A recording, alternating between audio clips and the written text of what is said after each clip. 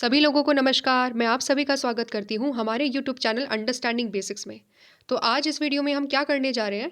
इस वीडियो में हम अपना सेकुलरिज्म का जो लास्ट टॉपिक बचता है उसको कवर करेंगे। टॉपिक का नाम क्या है? टॉपिक का नाम है criticisms of Indian secularism.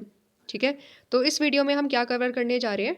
Criticism of Indian secularism को कवर करने जा रहे हैं। ठीक है, तो फटाफट से क्या कर लेना है, फटाफट से अपनी एनसीईआरटीज खोल लेनी है, हाथ में रखनी है पेंसिल, क्योंकि हम कुछ क्वेश्चंस भी डिस्कस करेंगे जो पॉसिबल क्वेश्चन इन सभी एरियाज से पुट अप किए जा सकते हैं आपके एग्जामिनेशन में, और साथ ही साथ में उन क्वेश्चंस के पॉसिबल आंसर्स क्या क्या हो सकते हैं, उसमें कौन कौन से इंपॉर्टेंट पॉइंट्स हम लोग लिख सकते हैं, साथ साथ में आप लोगों को वो भी हाईलाइट करने होंगे। ठीक है, तो फटाफट से बुक ले लीजिए और साथ में ले लीजिए एक पेंसिल। ठीक है, लेकिन हाँ, शुरू करने से पहले I would request you all कि अगर आप चैनल पर पहली बार आए हैं तो चैनल को सब्सक्राइब कर दीजिए और इस पर्टिकुलर वीडियो को एक बार लाइक ज़रूर कर दीजिए। ठीक है, चलिए शुरू करते हैं और अंडरस्टैंड करते हैं कि सेकुलरिज्म को, इंडियन सेकुलरिज्म को आखिरकार क्रिटिसाइज कैसे किया जा रहा है, किन किन रीजंस के बेसिस पर इंडियन सेकुलरिज्म को क्रिटिसाइज किया जाता है। ठीक है, तो देखो, अब तक हम लोगों ने क्या समझ लिया? अब तक जितने भी कॉम्प्लेक्स टॉपिक्स थे वो सारे हमने बहुत अच्छे तरीके से आराम आराम से समझते हुए कवर कर लिए। ठीक है, बहुत डिटेल में अंडरस्टैंड करा हम लोगों ने वेस्टर्न कॉन्सेप्ट ऑफ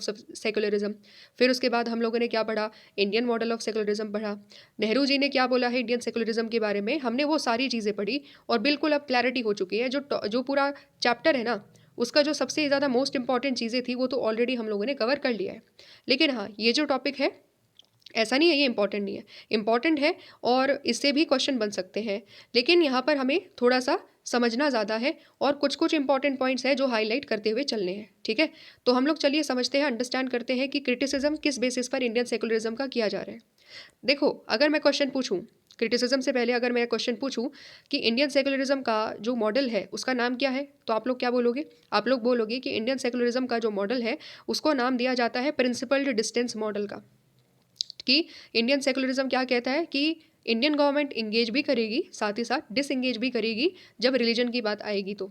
लेकिन क्या होता है, इसी बेसिस पर बहुत सारे ऐसे कुछ लोग हैं या बहुत सारे ऐसे कम्युनिटीज़ हैं या फिर एक्सपर्ट्स हैं जो बेसिकली क्वेश्चन करते हैं कि क्या वाकई में इंडियन सेकुलरिज्म जो है सभी रिलीजन्स के बीच में एक तरीके से इक्वालिटी प्रमोट करता है, या फिर इंडियन सेकुलरिज्म क्या एंटी रिलीजियस है, या फिर जो इंडियन सेकुलरिज्म है क्या वो हम लोगों ने कम्प्लीटली वेस्टर्न जो आइडिया ऑफ सेकुलरिज्म है उसको सेम टू सेम तरीके से अडॉप्ट कर लिया है। यही सारी क्रिटिसिज्म है। ठीक है, इवन तो थोड़ा मोड़ा डिस्कस हमने पहले ही कर चुका है, लेकिन अब हम यहाँ पर एक एक क्रिटिसिज्म को अच्छे तरीके से डील करेंगे।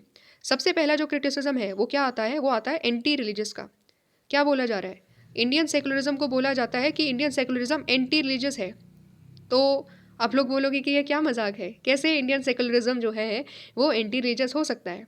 क्यों? क्योंकि हमें पता है कि भाई इंडिया जैसी सोसाइटी में हर किसी को क्या है, हर किसी को रिलीजियस फ्रीडम है।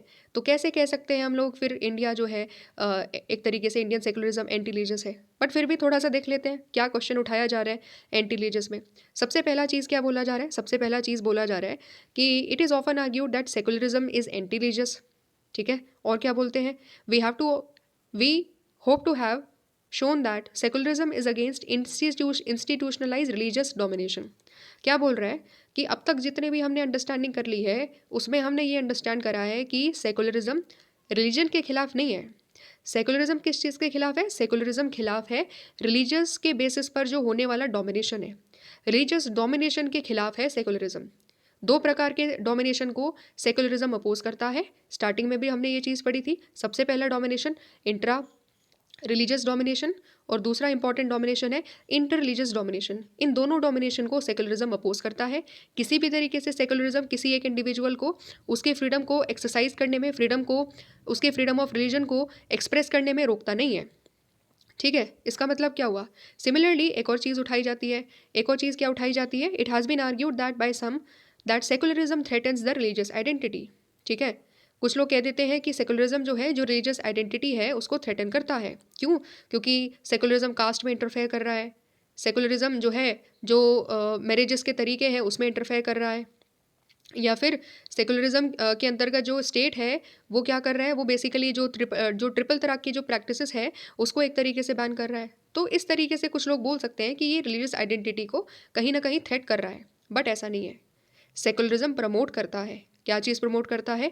रिलीजियस फ्रीडम और इक्वालिटी को सेकुलरिज्म प्रमोट करता है। ये जो सारी चीज़ें हमने बताई कि रिलीजियस आइडेंटिटी को थ्रेटन करता है, ये सारी चीज़ें एक्चुअली में क्या की जा रही है? जो स्टेट इंटरफेयर कर रहा है वो क्यों कर रहा है? वो कर रहा है फ्रीडम और इक्वालिटी को प्रमोट करने के लिए। ठीक है। और क्या बोला जाता है? और ये बोला जाता है of course it does undermine some form of religious identity.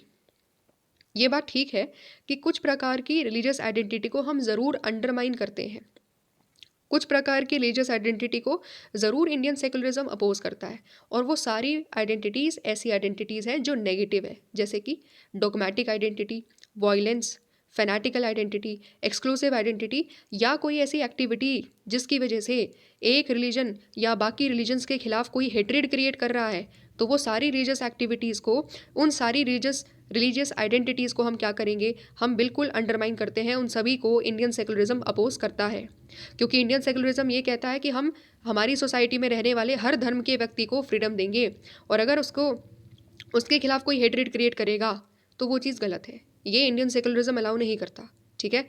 कोई भी अगर वायलेंस करेगा, कोई भी बहुत ज़्यादा कट्टरपंथी बात करेगा सोसाइटी में, तो इंडियन सेकुलरिज्म बिल्कुल उस प्रकार की रिलीजियस आइडेंटिटीज़ को इंडियन सेकुलरिज्म अपोज करता है, क्योंकि इंडियन सेकुलरिज्म बेस्ड है किस चीज़ पर?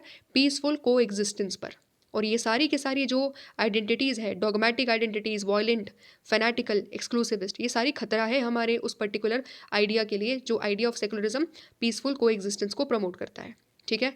तो समराइज़ कर दिया। समराइज़ क्या करा? जिसमें हमने 2 पॉइंट को अंडरस्टैंड करा। सबसे पहली चीज़, एंटी रिलीजियस बिल्कुल भी नहीं कहा जा सकता। ठीक है। क्योंकि सबसे ज़्यादा फ्रीडम ऑफ रिलीजन इंडिया में मिला जाता है। हर कोई के पास फ्रीडम है कि वो अपने रिलीजन को प्रैक्टिस कर सकता है। ठीक है। और दूसरी बड़ी चीज़ हमने क्या अंडरस्टैंड करी कि रिलीजियस डोमिनेशन को हम लोग बैन करते हैं। रिलीजियस डोमिनेशन को सेकुलरिज्म अपोज करता है। कहीं पर भी किसी के भी फ्रीडम ऑफ रिलीजन के ऊपर कोई यहाँ पर हम लोगों ने रिस्ट्रिक्शन नहीं लगाए हैं। और दूसरी बड़ी बात कि अगर रिलीजियस आइडेंटिटीज़ की बात करी जाएगी, तो ऐसी आइडेंटिटीज़ जो खतरा है हमारे पीसफुल को एग्जिस्टेंस के आइडिया के लिए, हम उसको अंडरमाइन करते हैं, उसको हमारा सेकुलरिज्म अपोज करता है। ठीक है। चलिए नेक्स्ट की तरफ टिक मार्क कर लेना जो इंपॉर्टेंट पॉइंट है, क्योंकि सपोज अगर आपके उसमें क्वेश्चन आता है कि क्या इंडियन सेकुलरिज्म एंटी रिलीजियस है, तो ये कुछ 2 पॉइंट जो मैंने टिक मार्क करे हुए हैं वो आप लिख सकते हो। ठीक है।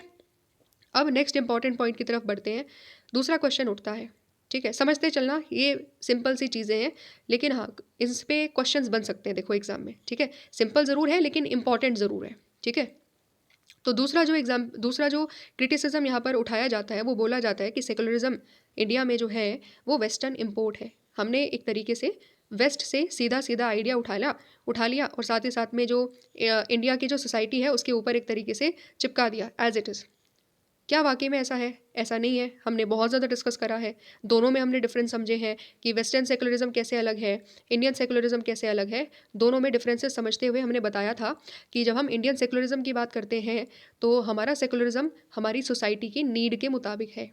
ठीक है। इंडियन सोसाइटी डाइवर्स सोसाइटी है, और उस डाइवर्स सोसाइटी के नीड के मुताबिक हमने प्रिंसिपल्ड डिस्टेंस मॉडल को अपनाया है। अब इसी चीज़ को यहाँ पर समझते हैं, कुछ पॉइंट्स भी हाईलाइट करेंगे ताकि अगर क्वेश्चन एग्जाम में आए आपके कि क्या ये इंडियन सेकुलरिज्म वेस्टर्न इम्पोर्ट है, क्या ये क्रिश्चियनिटी से बोरा किया गया एक आइडिया है, तो फिर उसका आंसर हम लोग दे सकते हैं with the help of certain points जो हम लोग टिक मार्क करेंगे। तो मैं रीड करती हूँ, आप साथ साथ में फॉलो करिएगा। सेकेंड क्रिटिसिज्म क्या कहता है? Second criticism is that secularism is linked to Christianity, that it is western and therefore unsuited to the Indian conditions.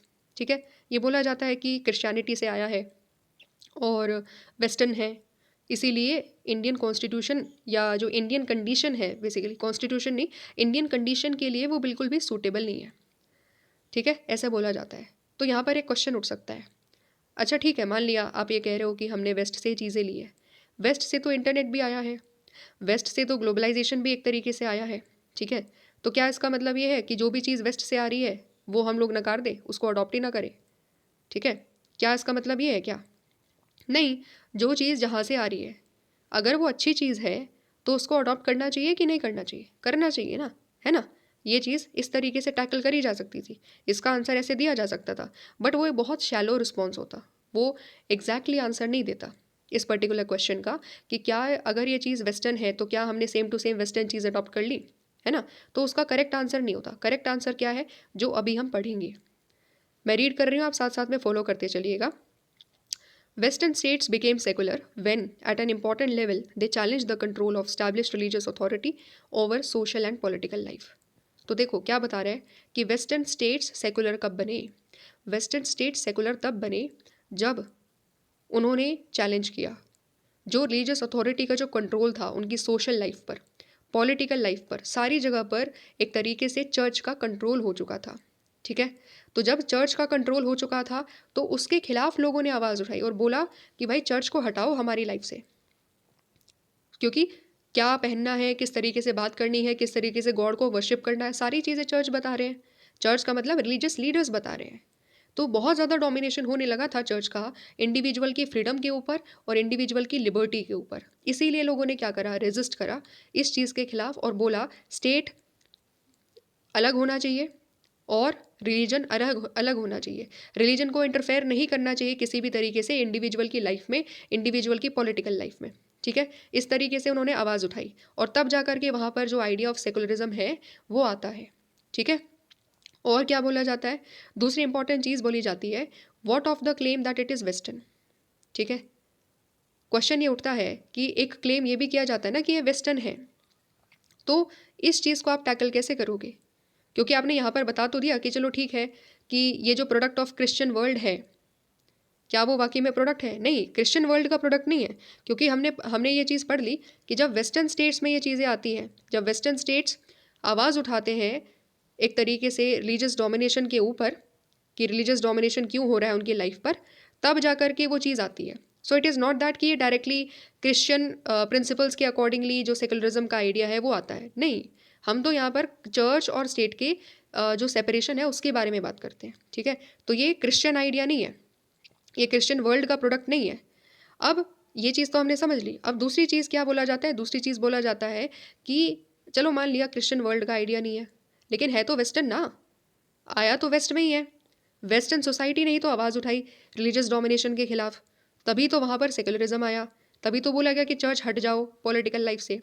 तो कहीं ना कहीं माना तो जाएगा कि वेस्टर्न आइडिया है।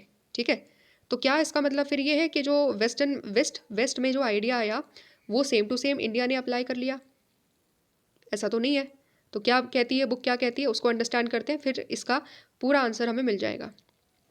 The idea of separation can be interpreted differently by different societies. तो क्या बोल रहा है, ये कह रहा है कि जो सेपरेशन का जो आइडिया है ना वो अलग अलग तरीके से इंटरप्रेट किया जा सकता है अलग अलग सोसाइटीज़ के द्वारा। जैसे इंडिया ने क्या करा, इंडिया ने सेपरेशन के आइडिया को अपने मुताबिक इंटरप्रेट करा और क्या बोला, उन्होंने बोला सेकुलर स्टेट में keep a principled distance from religion to promote peace between communities and it may also intervene to protect the rights of specific communities. ठीक है, हमने क्या करा, चलो मान लिया कि वेस्ट में प्रिंसिपल्ड जो म्यूचुअल एक्सक्लूजन का जो आइडिया है वो आता है, वेस्ट में बोल दिया strict separation between state and religion और इसी से सेकुलरिज्म आता है। ठीक है, ये चीज़ हमने समझ ली। लेकिन जब हम स्ट्रिक्ट सेपरेशन को इंडिया में लेकर आए तो इंडिया में आइडिया ऑफ स्ट्रिक्ट सेपरेशन हमने चेंज कर दिया। हमने same to same western society जैसा नहीं अपनाया, हमने क्या अपनाया, हमने उसको इंटरप्रेट करा और हमने बोला कि जब हम बात करेंगे स्ट्रिक्ट सेपरेशन की तो हम दो चीज़ें रखेंगे। पहला इंपॉर्टेंट चीज़, हम सेपरेशन भी करेंगे और दूसरी इंपॉर्टेंट चीज़, हम इंटरफेयर भी करेंगे और उसी चीज़ को क्या बोला जाता है, प्रिंसिपल्ड डिस्टेंस बोला जाता है। ठीक है, इस चीज़ को हमने बहुत ज़्यादा अच्छे तरीके से डिस्कस कर लिया है जब हम लोगों ने इंडियन मॉडल ऑफ सेकुलरिज्म को पढ़ा है। ठीक है, इसलिए अब हम इतना ज़्यादा डिटेल में दोबारा से चीज़ों को नहीं करेंगे यहाँ पर, बस हम लोगों को समझ लेना है कि प्रिंसिपल्ड डिस्टेंस का मॉडल हमने अपनाया एंड ये हमने सेम टू सेम वैसी चीज़ें नहीं अपनाई हैं, रादर हमने idea of separation of state, उसको आइडिया ऑफ सेपरेशन को हमने अपने मुताबिक इंटरप्रेट कर लिया, अपने मुताबिक उस चीज़ को समझा लिया कि हम यहाँ पर अलग तरीके से चीज़ों को करेंगे। और जब हमने प्रिंसिपल डिस्टेंस का आइडिया अपनाया तो उसमें क्या किया, उसमें हमने ये बोला कि हम क्या करेंगे, डिफरेंट कम्युनिटीज़ के बीच में पीस लेकर आएंगे, शांति लेकर आएंगे। और दूसरी इंपॉर्टेंट चीज़ क्या है, हमें लगेगा अगर स्पेसिफिक कम्युनिटीज़ के राइट्स की प्रोटेक्शन की ज़रूरत है तो हम फिर इंटरफेयर भी करेंगे। ठीक है, ये आइडिया हम लोगों ने समझा दिया कि हम सेम टू सेम आइडिया नहीं बोलेंगे, हम ये नहीं बोलेंगे कि दोनों के बीच में दीवार हो गई है, स्ट्रिक्ट सेपरेशन हो गया है, नहीं, हम अपने मुताबिक चीज़ों को देखेंगे। अगर हमें लग रहा है कि सोसाइटी में पीस लेकर आने की ज़रूरत है तो हम तब इंटरफेयर करेंगे, हम रिलीजियस लीडर्स को एक साथ बुलवाएंगे, सभी को बोलेंगे कि अपनी अपनी कम्युनिटीज़ में अपील करो और शांति के लिए बोलो। ठीक है, हम वैसा भी करेंगे। और जब हमें लगेगा कि किसी कम्युनिटी के राइट्स के प्रोटेक्शन की ज़रूरत है, उसको अगर स्पेशल राइट्स की ज़रूरत है, तो हम तब वो देंगे। ठीक है, इसीलिए हम ये नहीं कह सकते कि किसी भी तरीके से वेस्टर्न इम्प्लांट आ गया है हमारे ऊपर, हमने सेम टू सेम चीज़, जैसा वेस्ट में आइडिया ऑफ सेपरेशन है, same to same idea of separation हमने इंडिया में एक तरीके से बोरो कर लिया है, ऐसा नहीं है। ठीक है, और क्या बोला जाता है, this exactly is what has happened in India. India evolve a variant of secularism. ठीक है, इंडिया में जो सेकुलरिज्म है वो एक वेरायंट ऑफ सेकुलरिज्म है, एक अलग प्रकार का सेकुलरिज्म है। ठीक है, समझ में आ गया। तो इंडियन सेकुलरिज्म क्या है, एक टाइप ऑफ सेकुलरिज्म है। It is not that same to the western secularism, same नहीं है, प्रकार है सेकुलरिज्म का। ओके, इसीलिए इंडियन मॉडल अलग हो जाता है वेस्टर्न मॉडल से। क्लियर हो गया। तो वेस्ट में क्या बोला जाता है, वेस्ट में it was a church state separation. West में फोकस क्या है, वेस्ट में फोकस है चर्च अलग काम करेगा, स्टेट अलग काम करेगा। इंडिया में क्या है, इंडिया में है पीसफुल को existence of different religious communities. India में इस आइडिया को लेकर के हम चल रहे हैं कि हम लोग क्या करेंगे, पीसफुल को एग्जिस्टेंस करेंगे डिफरेंट रिलीजियस कम्युनिटीज़ के बीच में। ठीक है, आई होप समझ में आ गया होगा। और अगर क्वेश्चन आता है कि क्या ये जो इंडियन सेकुलरिज्म है, क्या ये वेस्टर्न इम्पोर्ट है, वेस्टर्न बोरोइंग है क्या, तो ऐसा नहीं है। ठीक है, इसके लिए जो भी इंपॉर्टेंट टिक मार्क्स है, आई होप कि आपने साथ साथ में इंपॉर्टेंट टिक मार्क्स उसके अकॉर्डिंगली कर लिए होंगे। ठीक है, चलिए नेक्स्ट की तरफ। तो हम लोगों ने ये अंडरस्टैंड कर लिया, अब हम लोग समझते हैं थर्ड इंपॉर्टेंट आइडिया को। कुछ लोग ये भी बोलते हैं कि जो इंडियन सेकुलरिज्म है वो माइनॉरिटीज़ को बहुत ज़्यादा पैम्पर करता है। ठीक है, रिकॉल करो स्टार्टिंग में जब हम लोगों ने इंट्रोडक्शन करा था, उसमें ये क्वेश्चन उठाया गया था। उसी क्वेश्चन को हम एड्रेस करते हैं। Third accusation against secularism is that is the charge of minoritism. ठीक है, माइनॉरिटिज्म है कि माइनॉरिटीज़ को बहुत ज़्यादा फेवर किया जाता है, ये चार्ज है एक तरीके से। It is true that Indian secularism advocates minority rights, so the question is this justified. ये बिल्कुल बात ठीक है कि इंडिया में हम माइनॉरिटी राइट्स को एडवोकेट करते हैं, उनके लिए बात करते हैं कि हाँ माइनॉरिटीज़ के राइट्स को रिकॉग्नाइज़ किया जाना चाहिए, उनके राइट्स को प्रोटेक्ट किया जाना चाहिए। बिल्कुल ठीक है, कोई दिक्कत नहीं है। आर्टिकल 29, आर्टिकल 30 ये बिल्कुल बात क्लियर तरीके से बोलते हैं। ठीक है, लेकिन क्वेश्चन यहाँ पर ये उठता है कि क्या ये चीज़ जस्टिफाइड है, क्या माइनॉरिटीज़ को राइट्स देना स्पेसिफिकली रिलीजन के बेसिस पर, क्या ये जस्टिफाइड है। ठीक है, क्या ये कहीं स्पेशल प्रिविलेज तो नहीं है। इसी चीज़ को हम आंसर करेंगे और देखेंगे कि बुक में क्या दिया हुआ है। देखो, इसका आंसर में ना मैंने कुछ केवल जो इंपॉर्टेंट लाइंस है उसी को हाईलाइट करा है, बाकी कुछ सर्टेन एग्जांपल्स हैं। वो एग्जांपल्स अगर हम एक्सप्लेन करने चलेंगे आपको थोड़ा सा हो सकता है कन्फ्यूजन भी ज़्यादा हो जाए, और बहुत ज़्यादा बड़ा एग्जाम्पल्स है वो। ठीक है, और अगर आप चाहो तो उसको आराम से अपने आप रीड कर सकते हो क्योंकि वो सिंपल है। ठीक है, मैं इन एग्जाम्पल्स के बेसिस पर जो सबसे ज़्यादा इंपॉर्टेंट पॉइंट है मैं उसको बता रही हूँ, हम उस चीज़ को अंडरस्टैंड करते हैं। तो क्या दिया हुआ है, the most fundamental interest of minorities must not be harmed and must be protected by constitutional law. क्या कह रहे हैं कि जो सबसे ज़्यादा इंपॉर्टेंट फंडामेंटल इंटरेस्ट है, फंडामेंटल इंटरेस्ट का मतलब समझ लो, फंडामेंटल इंटरेस्ट का मतलब होता है जो बहुत ज़्यादा बेसिक इंटरेस्ट है। ठीक है, माइनॉरिटीज़ का जो बेसिक इंटरेस्ट है उसको किसी भी तरीके से नुकसान नहीं होना चाहिए और वो हमेशा प्रोटेक्टेड रहना चाहिए कॉन्स्टिट्यूशन के द्वारा। ठीक है, इसका मतलब क्या हुआ, जब हमें कह रहे हैं कि माइनॉरिटीज़ को राइट्स दो, इसीलिए हम लोग दे रहे हैं माइनॉरिटीज़ को राइट्स, बिकॉज हम ये चाहते हैं कि उनका जो बेसिक इंटरेस्ट है, उनका जो फंडामेंटल इंटरेस्ट है वो कभी भी खतरे में ना आए और वो हमेशा प्रोटेक्टेड रहे कॉन्स्टिट्यूशन के द्वारा। ठीक है, यही सेम टू सेम चीज़ इंडियन कॉन्स्टिट्यूशन में हुई है। Minority rights are justified as long as these rights protect their fundamental interest. Tick mark कर लो, इंपॉर्टेंट लाइन है। तो क्वेश्चन अगर ये उठता है कि क्या माइनॉरिटी राइट जस्टिफाइड है, यही क्वेश्चन उठाया था ना हम लोगों ने, तो बिल्कुल जस्टिफाइड है।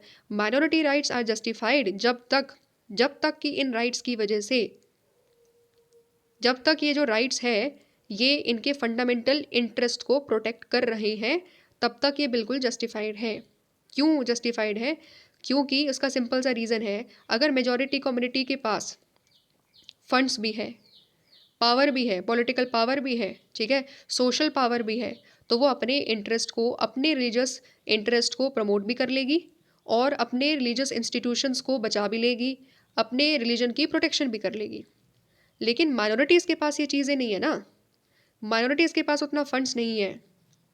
ठीक है, माइनॉरिटीज़ के पास अगर उतनी पॉलिटिकल पावर नहीं है तो वो क्या कर पाएंगे, उनके लिए अपने रिलीजन के इंटरेस्ट को, रिलीजियस कम्युनिटीज़ के इंटरेस्ट को और अपने रिलीजियस इंस्टीट्यूशंस को प्रमोट करना, प्रोटेक्ट करना थोड़ा कंपैरेटिवली मुश्किल होगा। इसीलिए हम उनको ये रिकॉग्नाइज कर रहे हैं कि हाँ, आपको स्पेशल राइट्स मिलने चाहिए, क्योंकि ये राइट्स आपके बेसिक इंटरेस्ट को प्रोटेक्ट करेंगे। क्लियर है? नेक्स्ट पॉइंट क्या बोला जाता है? At this point someone might still say that minority rights are special privileges which come with some cost to the others. Why then should such privilege be given? कुछ लोग question कर सकते हैं कि ये जो माइनॉरिटी राइट्स दिए जा रहे हैं ना, ये स्पेशल प्रिविलेजेस हैं, ठीक है। इन लोगों को कुछ स्पेशल ही अधिकार दिए जा रहे हैं, बाकी को तो नहीं मिल रहे, मेजॉरिटी को तो नहीं दिए जा रहे हैं, कुछ ही कम्युनिटीज़ को दिए जा रहे हैं, तो ये स्पेशल प्रिविलेज हुआ कि नहीं हुआ? कुछ लोग इस तरीके से बोलते हैं और वो कह रहे हैं कि इन लोगों को जब स्पेशल प्रिविलेज दिया जा रहा है ना, तो ये एक कॉस्ट पर आता है। बाकी लोगों के कंपैरिजन में इन लोगों को जब ज़्यादा फेवर किया जाता है तो क्या हो रहा है, हम एक सर्टेन कम्युनिटीज़ को ज़्यादा फेवर कर रहे हैं और बाकी लोगों को नहीं कर रहे, तो बाकी लोगों को नुकसान हो रहा है, ऐसा कुछ लोग कहते हैं। तो फिर क्वेश्चन उठता है कि ऐसे स्पेशल प्रिविलेज हम क्यों दें, हम क्यों केवल स्पेसिफिक माइनॉरिटीज़ को ही प्रमोट करें? ठीक है, वही सेम टू सेम क्वेश्चन जिसका हमने अभी आंसर भी दिया, लेकिन वहाँ पर यही सेम टू सेम क्वेश्चन दोबारा से उठ रहा है। तो आपकी बुक क्या कहती है इस पर्टिकुलर क्वेश्चन पर कि क्यों स्पेशल प्रिविलेज दिए जाने चाहिए? तो उसका आंसर आता है ये particular highlighted portion. It is to treat them with the same respect and dignity with which all others are being treated. इसीलिए दिया जाता है क्योंकि हम चाहते हैं कि माइनॉरिटीज़ को भी सेम रिस्पेक्ट और डिग्निटी के साथ ट्रीट किया जाए जैसे मेजॉरिटीज़ को किया जाता है या अदर कम्युनिटीज़ को ट्रीट किया जाता है, ठीक है। और the lesson is that minority rights need not be nor should be viewed as a special privilege. तो लेसन क्या मिला? लेसन ये मिला कि माइनॉरिटी राइट्स को हमें कभी भी एक स्पेशल प्रिविलेज के तौर पर नहीं देखना चाहिए, क्योंकि ये कोई स्पेशल प्रिविलेज नहीं है। ये ऐसा नहीं हो रहा कि हम मेजॉरिटीज़ को छोटा कर दे रहे हैं और माइनॉरिटीज़ को बहुत ज़्यादा ऊपर उठा करके उनके लिए बहुत ही ज़्यादा कुछ एक्स्ट्रा कर दे रहे हैं, ऐसा नहीं है, ठीक है। ये क्या है? ये एक तरीके से एक सीढ़ी दी गई है उन लोगों को कि आप भी मेजॉरिटी के लेवल पर आ सको, मेजॉरिटी कम्युनिटीज़ के जैसे ही आप भी अपने रिलीजियस इंस्टीट्यूशंस को प्रोटेक्ट कर सको, उनको प्रमोट कर सको, अपने लोगों के लिए काम कर सको, इस चीज़ के लिए दिया गया है, ठीक है। तो ये इसी की वजह से क्या नहीं है, स्पेशल प्रिविलेज नहीं है। ये चीज़ आप टिक मार्क कर सकते हो। और जब भी क्वेश्चन आएगा कि क्या ये जो स्पेशल प्रिविलेज दिए जा रहे हैं, क्या इंडियन सेकुलरिज्म में जो माइनॉरिटीज़ के लिए जो कम्युनिटी राइट्स दिए जा रहे हैं, जो आर्टिकल 29 और 30 है, क्या वो एक स्पेशल प्रिविलेज है? तो उसके आंसर में ये पर्टिकुलर पॉइंट आप लिख सकते हो, ठीक है। समझ में आ गया? अब हम नेक्स्ट पॉइंट की तरफ चलते हैं और नेक्स्ट क्रिटिसिज्म पढ़ते हैं। नेक्स्ट क्रिटिसिज्म बोला जाता है कि ये इंडियन सेकुलरिज्म जो है वो एक इंटरवेंशनिस्ट सेकुलरिज्म है। मतलब क्या है इसका और इसके अंदर क्या क्या चीज़ें पढ़नी है, चलिए समझते हैं। Fourth criticism claims that secularism is coercive and that it interferes excessively with religious freedom of communities. क्या बोल रहा है?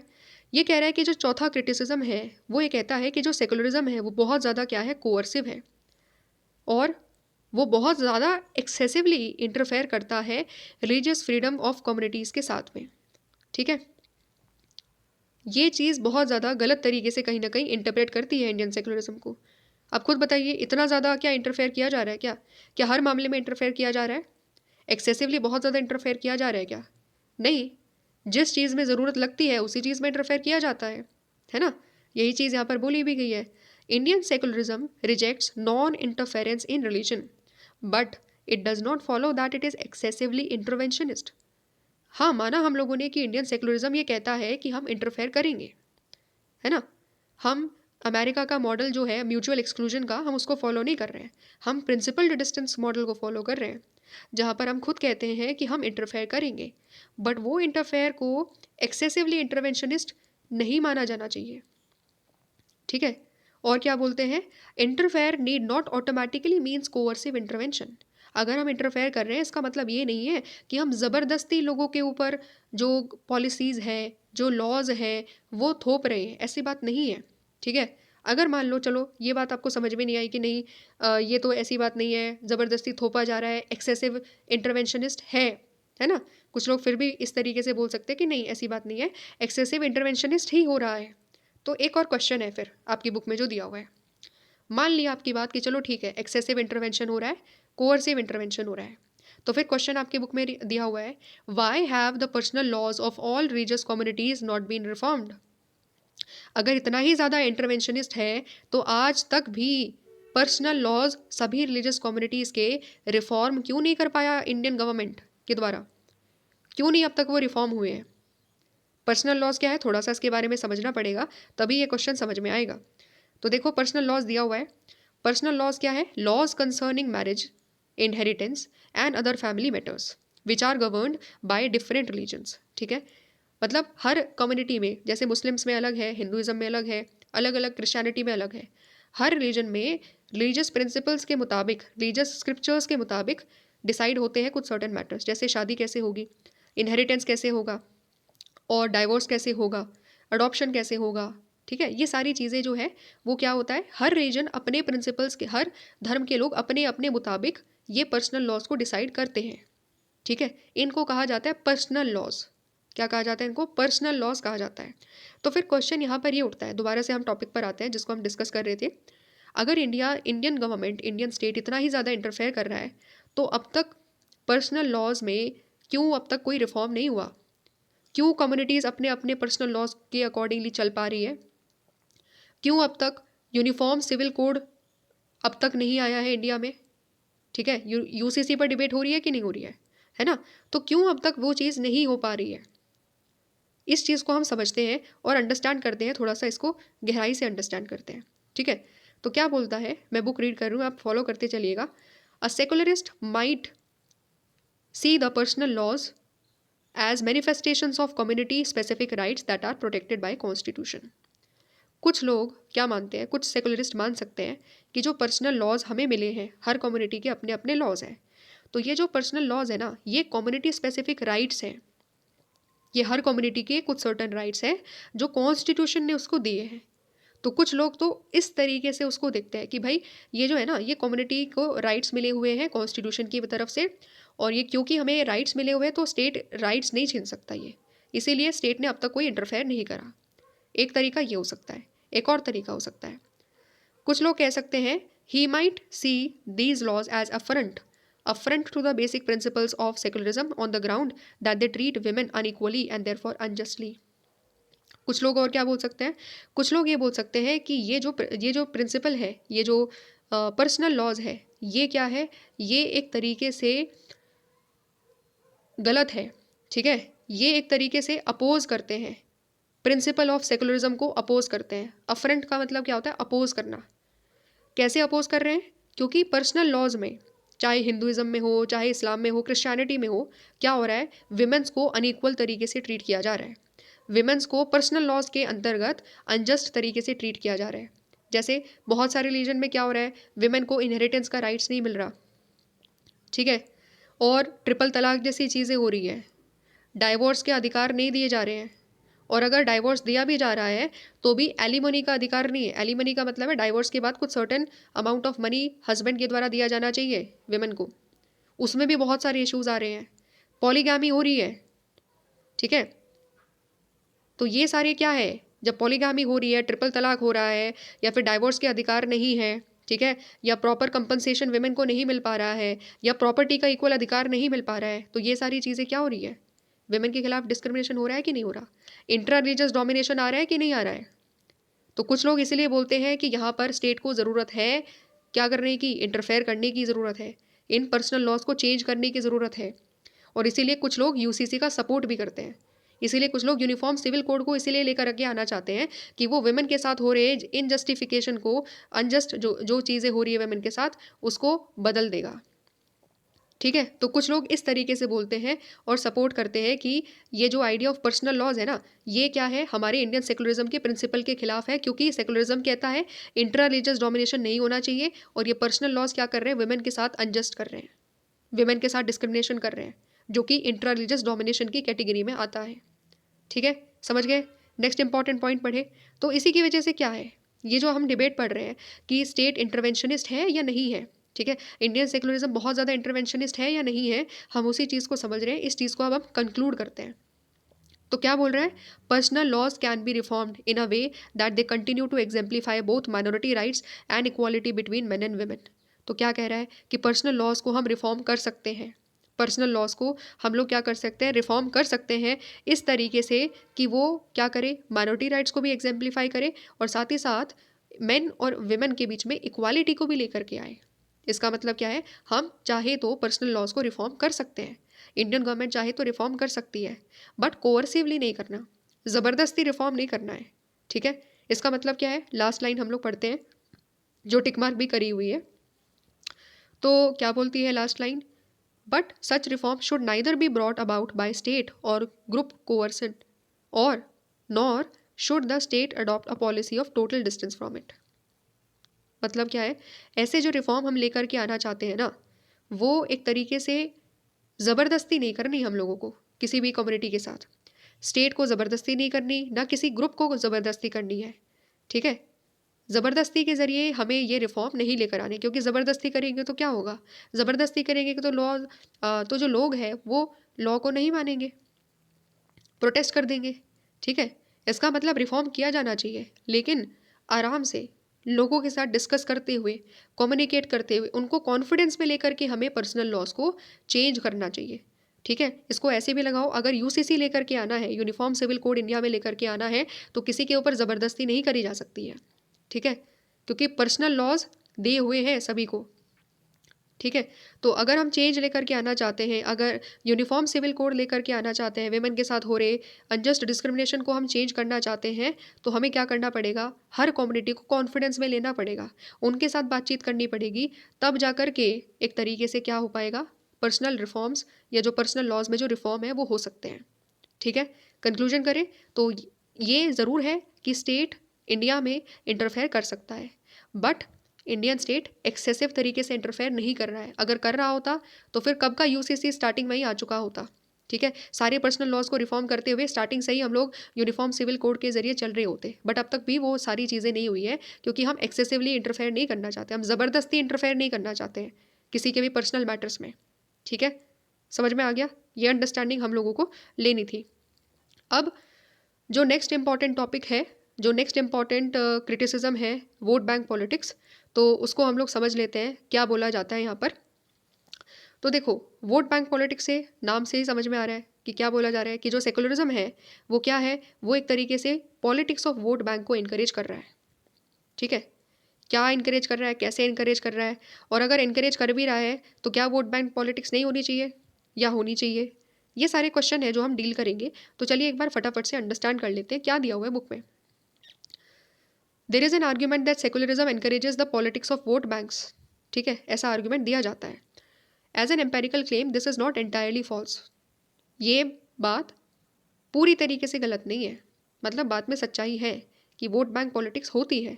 ठीक है, और क्वेश्चन फिर यहाँ पर ये उठता है कि क्या डेमोक्रेसी में पॉलिटिशियंस को वोट नहीं लेने चाहिए। बताओ ज़रा आप, पॉलिटिशियंस काम किसके लिए कर रहा है, पॉलिटिशियन काम कर रहा है कि भाई वो लोगों की डिमांड को फुलफिल करे ताकि लोग उसको वोट दे सके, है कि नहीं। तो क्या अगर ये पॉलिटिशियंस इस तरीके से काम कर रहे हैं तो क्या कुछ गलत कर रहा है क्या, नहीं ना। Politicians they are bound to seek the votes in a democracy, politicians को वोट लेनी होती है डेमोक्रेसी में, लेकिन एक चीज़ का ज़रूर ध्यान रखना होता है। ठीक है, वो क्या चीज़ है वो मैं इस पर्टिकुलर पैराग्राफ के जो लास्ट कुछ हाईलाइटेड पोर्शंस है उसको अंडरस्टैंड करते हैं। If secular politicians who sought the votes of minorities also manage to give them what they want, then this is a success of secular project, which aims, after all, to also protect the interest of minorities. मतलब समझ लो, simple है बहुत। अगर कोई secular politician minorities को कुछ promise करता है कि देखो मैं तुम्हारे लिए तुम्हारे रिलीजियस एजुकेशनल इंस्टीट्यूशंस बनवा दूंगा, या तुम्हारे लिए जो तुम रिलीजियस टेम्पल्स बनवाना चाहते हो, या फिर सपोज कोई और रिलीजियस इंस्टीट्यूशंस बनवाना चाहते हो तो हम बनवा देंगे। ठीक है, तुम्हारे लिए स्कॉलरशिप दे देंगे। इस तरीके से अगर कोई प्रोमिस माइनॉरिटीज़ के वोट्स को गेन करने के लिए कर रहा है और वो वोट्स को गेन भी कर लेता है, इलेक्शन जीत भी जाता है, और जीतने के बाद माइनॉरिटीज़ की जो डिमांड्स थी उनको फुलफिल कर देता है ना, तो ये एक सक्सेस ऑफ सेकुलर प्रोजेक्ट है। इसमें कोई गलत बात नहीं है कि माइनॉरिटीज़ के लिए उसने कुछ काम कर दिया, उनकी जो डिमांड्स थी उन डिमांड्स को ही तो फुलफिल करा है ना। अगर कोई एक सेकुलर पॉलिटिशियन माइनॉरिटीज़ के इंटरेस्ट को प्रोटेक्ट करने के लिए, उनको प्रमोट करने के लिए काम करता है तो उसमें गलत नहीं है, ठीक है। क्यों? क्योंकि माइनॉरिटीज़ भी तो आफ्टर ऑल इस कंट्री का हिस्सा है। जैसे कास्ट के लिए कुछ लोग डिमांड करते हैं, कास्ट के बेसिस पर वोट मांगते हैं, तो उस कास्ट के लिए काम करते हैं, गलत क्या है इसमें, ठीक है। और सिमिलरली माइनॉरिटीज़ के लिए एक तरीके से वोट मांगते हैं, माइनॉरिटी से वोट मांगते हैं तो उनके लिए काम कर देते हैं, ठीक है। इसमें गलत नहीं है। गलत कब होगा, गलत कब होगा उसकी भी एक कंडीशन है, और वो हम लोग पढ़ते हैं नेक्स्ट पैराग्राफ में। What if the welfare of the group in the question is sought at the cost of welfare and the rights of other groups? What if the interests of the majority are undermined by these secular politicians? Then a new injustice is born. तब जाकर के गलत होगा। कब जाकर के गलत होगा? ये कह रहे हैं कि अगर अगर एक ग्रुप का, एक माइनॉरिटी के इंटरेस्ट को प्रमोट करने के नाम पर अगर हम दूसरे ग्रुप के साथ इनजस्टिस करते हैं, ठीक है, दूसरे ग्रुप का जो इंटरेस्ट है उसको दबाते हैं, मेजॉरिटी के इंटरेस्ट को दबाते हैं, तो ये गड़बड़ होगा। तो क्या होगा? एक नया इनजस्टिस सोसाइटी में क्रिएट हो जाएगा। क्यों? क्योंकि हम एक पर्टिकुलर माइनॉरिटी के इंटरेस्ट को प्रमोट करने के लिए क्या कर रहे हैं, दूसरों के एक तरीके से जो मेजॉरिटी है या दूसरी माइनॉरिटीज़ के इंटरेस्ट को इग्नोर कर देते हैं या फिर उनको दबा देते हैं। एग्जाम्पल ले लिए, चीज़ें समझ में आ जाएगी। जैसे फॉर एग्जाम्पल अगर किसी पॉलिटिशियन ने, ठीक है, अगर कोई सेकुलर पॉलिटिशियन है, वो कहता है कि चलो ठीक है, मेरे लिए सारे रिलीजन बराबर है, ठीक है, क्योंकि वो सेकुलर पॉलिटिशियन है तो वो सबसे पहले इस बात में विश्वास रखता है कि सारे रिलीजन उसके लिए बराबर है, ठीक है। वो एक माइनॉरिटी के कुछ कुछ कुछ सर्टेन प्रोमिसेस करता है कि अगर तुम मुझे वोट करोगे तो मैं तुम्हारे लिए जो तुम्हारे रिलीजियस इंस्टीट्यूशन है उसको एक ज़मीन पर बनवा दूंगा, जो भी तुम चाहते हो, क्योंकि तुम्हारे पास फंड नहीं है तो हम बनवाने की कोशिश करेंगे। तो माइनॉरिटीज़ उसको वोट कर देती है। जब वो जीत जाता है तो उसके बाद क्या होता है कि वो एजुकेशनल इंस्टीट्यूशन, ठीक है, उस पर्टिकुलर कम्युनिटी के लिए, जो उस पर्टिकुलर कम्युनिटी का जो एजुकेशनल इंस्टीट्यूशन है वो जहाँ पर बनवा रहे थे वो किसी और रिलीजन की लैंड निकली, ठीक है, वो किसी और धर्म के लोगों की लैंड निकली। अगर वहाँ पर वो पॉलिटिशियन तब भी ये जानते हुए भी कि वो किसी और रिलीजन की लैंड है, किसी और रिलीजियस कम्युनिटीज़ की लैंड है, उस पर अगर वो रिलीजियस इस पर अगर वो एक एजुकेशनल इंस्टीट्यूशन बनाएगा किसी और धर्म के लोगों का, तो क्या होगा? इनजस्टिस होगा कि नहीं होगा? जिसकी लैंड है, जिस कम्युनिटी की लैंड है, वो आवाज़ उठाने लगी कि ये तो गलत हो रहा है। एक कम्युनिटी के इंटरेस्ट के लिए जिसने आपको वोट करा, इट डज़ नॉट मीन कि आप हमारी लैंड पर उनके लिए इंस्टीट्यूशंस बनवा रहे हो, है ना। एक और एग्जाम्पल ले लेते हैं, और ज़्यादा चीज़ें क्लियर हो जाएगी। अगर एक पर्टिकुलर कम्युनिटी को तो पूरा का पूरा अलाउ किया जा रहा है कि वो अपने धार्मिक प्रोसेशंस निकाल ले, ठीक है, धार्मिक जुलूस अगर निकालना चाहता है तो एक कम्युनिटी को बिल्कुल सारी के सारी क्लीन नोटिस दे दिया जा रहा है। वहीं दूसरी कम्युनिटी, दूसरी माइनॉरिटीज़ या सपोज़ कोई मेजॉरिटी आती है तो उसको क्या बोला जा रहा है कि हम आपको ये परमिशन नहीं दे सकते क्योंकि ट्रैफिक प्रॉब्लम हो जाएगी, ठीक है। एक के साथ तो बिल्कुल परमिशन सारी की सारी है, वहीं दूसरी कम्युनिटीज़ के साथ में ये चीज़ करी जा रही है कि उनको परमिशन नहीं दी जा रही। तो क्या है ये इनजस्टिस हो जाएगा। एक पर्टिकुलर कम्युनिटी, चाहे वो माइनॉरिटी हो चाहे वो मेजॉरिटी हो, उसको फेवर करना हो जाएगा और उसकी वजह से बाकी कम्युनिटीज़ अपने आप को मानेगी कि यार हमारे साथ जस्टिस नहीं किया जा रहा, ठीक है, समझ में आ रहा है। तो वो चीज़ गलत है। लेकिन किसी के लिए इंटरेस्ट के लिए काम करना, चाहे भले ही वो माइनॉरिटी क्यों ना हो, उसके इंटरेस्ट के लिए काम करना कोई गलत बात नहीं है, क्योंकि हमारी पॉलिटिक्स ये चीज़ अलाउ करती है कि हर किसी का इंटरेस्ट प्रमोट किया जाना चाहिए। तो अगर कोई माइनॉरिटी के इंटरेस्ट की प्रमोशन के लिए काम करता है, कोई दिक्कत नहीं है। इंडियन गवर्नमेंट खुद स्कॉलरशिप देती है माइनॉरिटीज़ को, इंडियन गवर्नमेंट खुद इतना ज़्यादा काम करती है, इंडियन गवर्नमेंट खुद सऊदी अरेबिया की गवर्नमेंट से बात करती है कि हज का कोटा इंक्रीज़ कर दो ताकि ज़्यादा से ज़्यादा इंडियन मुस्लिम्स हज जा सके। इंडियन गवर्नमेंट्स खुद क्या कर रही है, करतारपुर साहिब कॉरिडोर के लिए बात कर रही है ताकि जो इंडिया में जो रहने वाले सिख हमारे बंधु हैं वो जा कर के अपने जो करतारपुर साहिब है उनके दर्शन कर सके। ये इंडियन गवर्नमेंट कर रही है। तो ये चीज़ ऐसा नहीं है कि मतलब अगर किसी कम्युनिटी के लिए काम किया जा रहा है, माइनॉरिटीज़ के लिए काम किया जा रहा है तो वो वोट बैंक पॉलिटिक्स है। नहीं भाई, ऐसी बात नहीं है। हाँ, अगर एक के प्रमोशन के नाम पर दूसरों को इग्नोर किया जाएगा तो इनजस्टिस हो जाएगा और यही चीज़ हम मना कर रहे हैं। समझ में आ गया? आई होप आपको अब चीज़ें क्लियर होगी। ठीक है, अब हम नेक्स्ट टॉपिक की तरफ बढ़ते हैं। लास्ट हमारा क्रिटिसिज्म आ जाता है और वो क्रिटिसिज्म है इम्पॉसिबल प्रोजेक्ट। क्या बोलते हैं, कुछ लोग बोलते हैं कि जो सेकुलरिज्म है ना, इंडिया में सेकुलरिज्म जो है वो काम नहीं कर सकता बहुत ज़्यादा लंबे पीरियड तक। ठीक है, क्यों काम नहीं कर सकता? क्योंकि उसके अंदर एक प्रॉब्लम है। ठीक है, क्या प्रॉब्लम है? People with deep religious differences will never live together in peace. ये प्रॉब्लम है। ठीक है, मतलब क्या है कि डीप रिलीजियस डिफरेंसेस है कम्युनिटीज़ में, तो वहाँ पर उस कम्युनिटीज़ के लोग एक साथ शांतिपूर्वक तरीके से एक साथ नहीं रह सकते। ठीक है, ऐसा बोला जाता है कि इंडिया में तो इतने सारे डिफरेंसेस है, बहुत ज़्यादा एक तरीके से कम्युनल डिस्प्यूट होते रहते हैं, सांप्रदायिकतावाद लगातार बढ़ता जा रहा है, तो कैसे हम ये कह सकते हैं कि अलग अलग रिलीजियस डिफरेंसेस के लोग एक साथ शांतिपूर्वक तरीके से रह पाएंगे, बहुत ज़्यादा लंबे टाइम तक नहीं रह पाएंगे। कोई कोई इस तरीके से बोल देता है। ठीक है, लेकिन इसका आंसर है, इसका क्या आंसर है? इसका आंसर है the history of Indian civilisation shows that this kind of living together is realisable. Indian history ये चीज़ दिखाती है उन लोगों को जो क्वेश्चन करते हैं कि secularism can not work because it tries to do too much to find a solution to an intractable problem. ठीक है, इंडियन हिस्ट्री उसको ये शो करती है कि अलग अलग धर्म के लोग इंडिया में हिस्टोरिकल टाइम से रहते हुए आए हैं साथ में। ऐसी कोई बात नहीं है कि इंडियन सेकुलरिज्म जब आया तब जा कर के हमारे यहाँ पर अलग अलग कम्युनिटीज़ एक साथ रही है, नहीं। हमने स्टार्टिंग में पढ़ा भी था कि धीरे धीरे बुद्धिज़्म आया, जैनिज़्म आया, इस्लाम आया, क्रिश्चियनिटी आई, जै और बाकी धर्म के लोग एक साथ आए यहाँ पर। ठीक है, ये चीज़ बताती है कि इंडिया में ये चीज़ पॉसिबल है, डिस्पाइट दैट फैक्ट कि हमारे यहाँ पर हो सकता है कि डीप रिलीजियस डिफरेंसेस है, हर कोई अलग अलग धर्म में विश्वास रखता है, लेकिन फिर भी हम लोग शांतिपूर्वक तरीके से एक साथ रहते हैं। ये इंडियन सेकुलरिज्म पूरी दुनिया को दिखा रहा है। ठीक है, और क्या है? ऑटोमन एम्पायर, ऑटोमन एम्पायर में भी ऐसा एग्जाम्पल है, वहाँ पर भी अलग अलग कम्युनिटीज़ के लोग डीपली रिलीजियस डिफरेंसेस होने के बावजूद भी एक साथ रहते हैं। ठीक है, तो ये क्वेश्चन भी इस तरीके से एड्रेस हो गया। अब लास्ट में क्या दिया जाता है? लास्ट में हमारा लास्ट पैराग्राफ है, कंक्लूडिंग पैराग्राफ है, तो चलिए देखते हैं कि क्या दिया हुआ है। Indian secularism mirrors the future of the world. Indian secularism पूरी दुनिया को उसका फ्यूचर दिखाता है। इसको समझ लो कैसे हम लोग कह रहे हैं। आज के टाइम में इंडिया से ज़्यादा डाइवर्स कोई सोसाइटी मिलेगी आपको? नहीं मिलेगी। इतने ज़्यादा रिलीजन के लोग एक साथ कोई एग्जिस्टिंग मिलेंगे शांतिपूर्वक तरीके से? नहीं मिलेंगे। ठीक है, अमेरिका में चले जाओ और मिडल ईस्ट में चले जाओ या फिर फ्रांस में चले जाओ या कहीं और चले जाओ, क्या हो रहा है कि ये थे स्टार्टिंग में होमोजीनियस सोसाइटी, इनमें एक ही धर्म के लोग स्टार्टिंग में रहा करते थे, लेकिन अब क्या हुआ? माइग्रेशन ऑफ पीपल बहुत ज़्यादा बढ़ गया।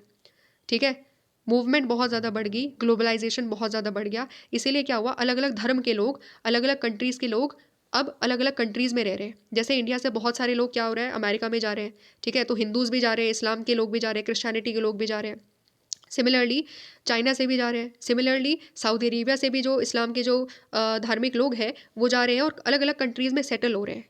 इसीलिए क्या हो रहा है ना कि आज के टाइम में ये जो बड़ी बड़ी कंट्रीज़ है, चाहे वो अमेरिका हो, चाहे वो यूरोप हो, यूरोप का रीजन हो, चाहे वो मिडल ईस्ट का रीजन हो, इन सब में क्या हो रहा है? इन सब में basically diversity of culture and diversity of religion धीरे धीरे बढ़ता जा रहा है। ठीक है, धीरे धीरे क्या हो रहा है? बढ़ता जा रहा है। क्यों? क्योंकि अलग अलग धर्म के लोग अलग अलग कंट्रीज़ में आकर के आज के टाइम में माइग्रेशन की वजह से, ग्लोबलाइजेशन की वजह से रहने लगे हैं। ठीक है, तो क्या हो रहा है? इनके सामने भी कुछ कुछ समय के बाद, जैसे इंडिया में समस्याएं आती है डीप रिलीजियस डिफरेंसेस की वजह से, ये सोसाइटीज़ भी फेस कर रही है। और इसीलिए अगर ये क्या कर रही है, ये लगातार इंडिया की तरफ देख रही है कि इंडिया अपनी सोसाइटी में होने वाले हर प्रकार के सांप्रदायिक दंगों या हर प्रकार के कम्युनल कन्फ्लिक्ट्स को कैसे डील कर रहा है। क्यों? क्योंकि आने वाले टाइम में इनके साथ में भी यही चीज़ होगी। इनके साथ में भी इतनी ज़्यादा डाइवर्सिटी जब धीरे धीरे बढ़ जाएगी तो उनको भी इसी तरीके से सॉल्व करना पड़ेगा जैसे इंडिया रिजॉल्व कर रहा है। इंडिया कैसे रिजॉल्व करता है? क्वेश्चन ये उठ रहा है। ठीक है, इंडिया कैसे रिजॉल्व करता है? इंडिया में नो डाउट हमारे पास सेकुलरिज्म है, हम एक धर्मनिरपेक्ष कंट्री है, हर रिलीजन को हम इक्वल रिस्पेक्ट देते हैं, लेकिन ये सारी चीज़ें होने के बावजूद भी, माइनॉरिटीज़ के सारे राइट्स रिकॉग्नाइज करने के बावजूद भी, हम भी बहुत सारे कन्फ्लिक्ट्स को देखते हैं डेली बेसिस पर। ठीक है, लेकिन इट डज़ नॉट मीन कि हमारा जो सेकुलरिज्म है वो विफल हो गया है सोसाइटी में पीस लेकर आने के लिए। नहीं, ऐसी बात नहीं है। जब भी कम्युनल कन्फ्लिक्ट होता है तो क्या होता है? कुछ समय के बाद दोबारा से सोसाइटी में पीस लेकर आया जाता है। गवर्नमेंट इंश्योर करती है कि अगर किसी सोसाइटी में किसी जगह पर धार्मिक तौर पर दंगे होते हैं या कुछ और इसी तरीके से किसी भी बेसिस पर किसी भी रिलीजियस के मुद्दे पर डिवाइड होता है, तो कोशिश क्या करी जाती है? सबसे पहले शांतिपूर्वक तरीके से चीज़ों को रिजॉल्व करने की कोशिश करी जाती है। जितने भी लीडर्स है, लीडर्स हैं, सबको बुलाया जाता है, गवर्नमेंट खुद डिस्कस करती है।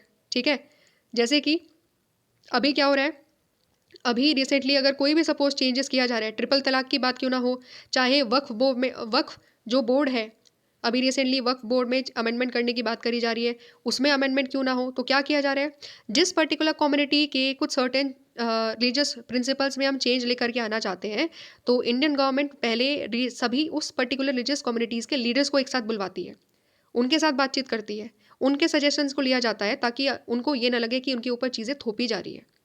ठीक है, इस तरीके से हम सिस्टमैटिक तरीके से चीज़ों को आगे बढ़ते हैं, और यही पूरी दुनिया देख रही है कि कैसे इंडिया आखिरकार इतने सारे लोगों के साथ, इतने सारे धर्म के लोगों को साथ लेकर के चलने की कोशिश कर रही है, क्योंकि कहीं ना कहीं इंडिया सफल हुई है इस चीज़ में, तभी दुनिया जो है इंडिया की तरफ देख रही है कि कैसे डीप रिलीजियस डिफरेंसेस के बावजूद भी कैसे इंडिया यूनाइटेड होकर एक साथ चल रहा है। ठीक है, कैसे इंडिया में एक दिन दंगा हो जाता है तो अगले दिन क्या होता है, अगले दिन सारी के सारी कम्युनिटीज़ जिनके बीच में दंगा हुआ था, उस वो कम्युनिटी में रहने वाले सारे लोग एक साथ आते हैं, भारत के झंडे के नीचे नीचे एक साथ रैली करते हैं और भारत माता की जय के नारे लगाते हैं। ये चीज़ दुनिया देखती है। ठीक है, कि एक तरफ एक टाइम पर किसी एक तरीके से अफवाह की वजह से झगड़ा हो जाता है, तो वहीं कुछ समय के बाद चीज़ें दोबारा से नॉर्मल हो जाती है, प्रशासन की वजह से, गवर्नमेंट की वजह से और रिलीजियस लीडर्स के बीच में बातचीत होने की वजह से, कम्युनिकेशन होने की वजह से, डिस्कशन होने की वजह से। इसी की वजह से हम लोग सब लोग मिल करके एक साथ बढ़ने की कोशिश कर रहे हैं, और इसीलिए इंडिया यूनाइटेड रह पा रहा है, क्योंकि इंडियन सेकुलरिज्म क्या कहता है, हम सभी धर्मों को इक्वल तरीके से ट्रीट करेंगे। ठीक है, तभी जा करके ये सारी चीज़ें पॉसिबल हो पा रही है, और पीसफुल को एग्जिस्टेंस का आइडिया इंडिया, डिस्पाइट दैट कि इंडिया बहुत ज़्यादा डाइवर्स कंट्री है, तब भी हम लोग पीसफुल को एग्जिस्टेंस को एक साथ लेकर आ पा रहे हैं। और दुनिया यही देखना चाहती है कि आने वाले टाइम में उनके सामने भी इतने सारे चैलेंजेस आएंगे, क्या वो सक्सेसफुल तरीके से डील कर पाएंगे सारे चैलेंजेस को। इसीलिए पूरी दुनिया इंडिया के ऊपर नज़र रखे हुए हैं, क्योंकि इंडिया जैसी diverse society in terms of religion, in terms of culture कोई नहीं है। ठीक है, इसीलिए पूरी दुनिया इंडियन सेकुलरिज्म को देख रही है कि कैसे इंडियन सेकुलरिज्म सारे प्रॉब्लम्स को डील करते हुए आगे बढ़ रहा है, और इंडियन सोसाइटी यूनाइटेड और इंटीग्रेटेड तरीके से आगे बढ़ रही है। ठीक है, तो आई होप आपको एक अंडरस्टैंडिंग मिली होगी। हमने बहुत अच्छे तरीके से पूरे के पूरे चैप्टर को कवर किया है, और अगर आपको वीडियो पसंद आई हो, I would request you all कि एक बार आप चैनल को लाइक कर दीजिए और सब्सक्राइब कर दीजिए। ठीक है, और हाँ, अगर आपके कोई सजेशन हो, इम्प्रूवमेंट्स होने की संभावनाएं हर एक में होती है, अगर आपके कोई सजेशन हो तो बिल्कुल ज़रूर आप कमेंट बॉक्स में लिख सकते हैं। ठीक है, मिलेंगे नेक्स्ट चैप्टर में, तब तक सभी लोगों को नमस्कार।